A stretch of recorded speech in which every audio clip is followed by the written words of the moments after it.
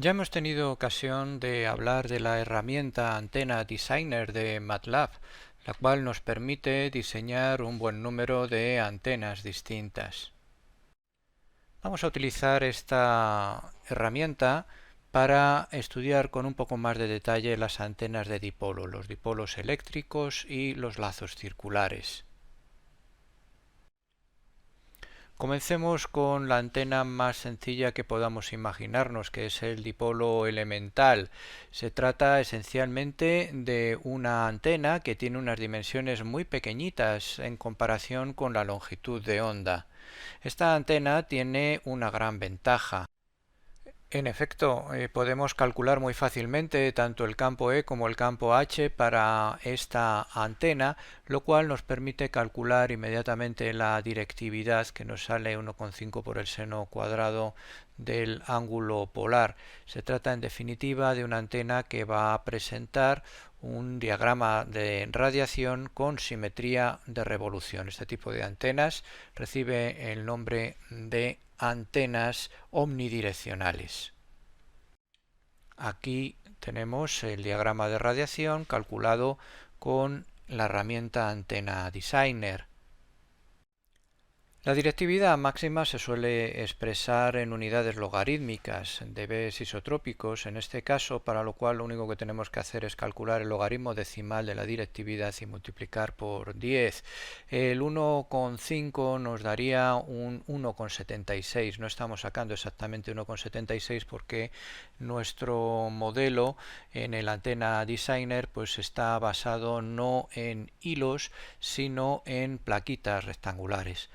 El uso de las plaquitas rectangulares pues está justificado por el hecho de que ofrecen un ancho de banda algo mayor que los hilos.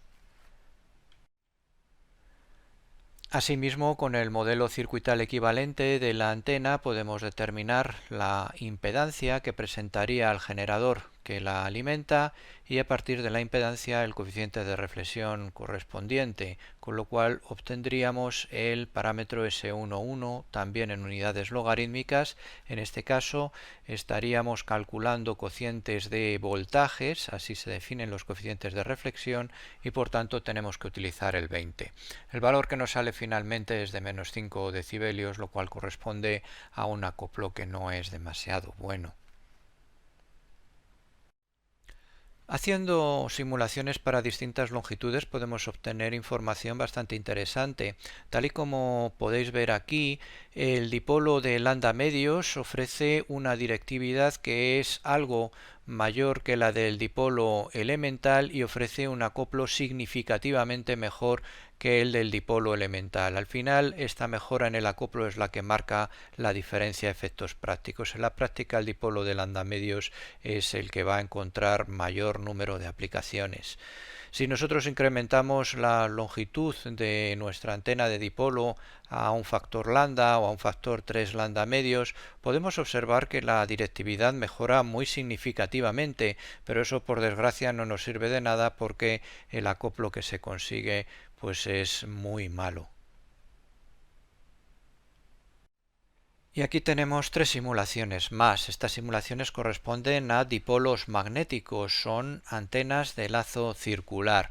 La primera de ellas es la de un lazo de 0,1 lambda de longitud, que sería el equivalente al dipolo eléctrico elemental que hemos visto antes, y tal y como podéis apreciar, la directividad que sale es esencialmente la misma y el diagrama de radiación es el mismo.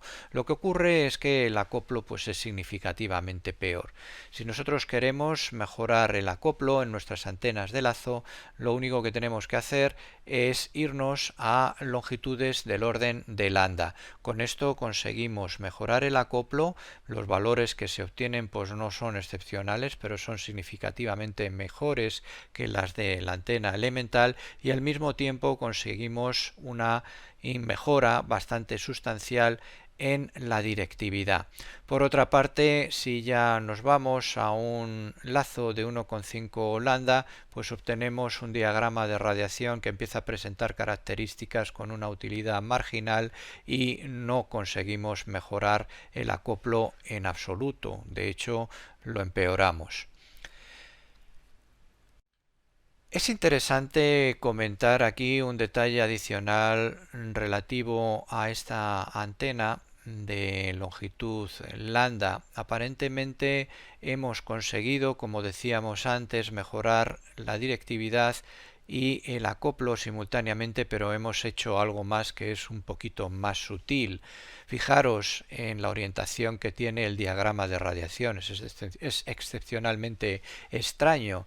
Desde luego, la antena de lazo elemental es la que presenta el diagrama de radiación que uno esperaría de este tipo de geometrías. En este caso, nosotros nos encontramos con que la orientación ha cambiado por completo y la dirección correspondiente a el eje del donus que observamos aquí está determinada por la posición del punto de alimentación. En esta simulación en concreto, pues estamos poniendo el punto de alimentación en el lugar donde tenemos colocado el cursor.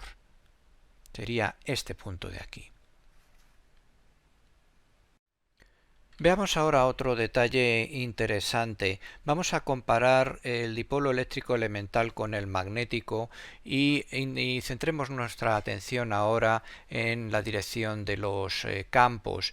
Con las expresiones matemáticas que hemos obtenido, podemos ver rápidamente que en el caso del dipolo eléctrico elemental el campo eléctrico pues solamente tiene componente en la dirección del ángulo unitario θ, en la dirección del ángulo polar, de tal manera que si nuestro punto de observación está en el plano XY, que estaría representado por la circunferencia de color azul, el campo eléctrico sería completamente vertical, sería paralelo al eje Z.